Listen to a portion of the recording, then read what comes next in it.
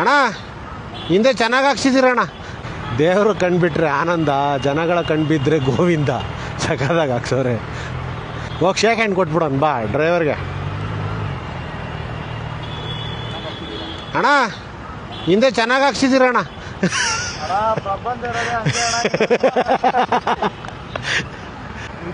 ನಿಜ.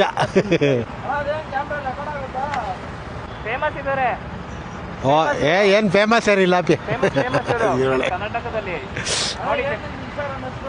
Golden throttle. Throttle throttle throttle ಹಾಂ ನಾನೇ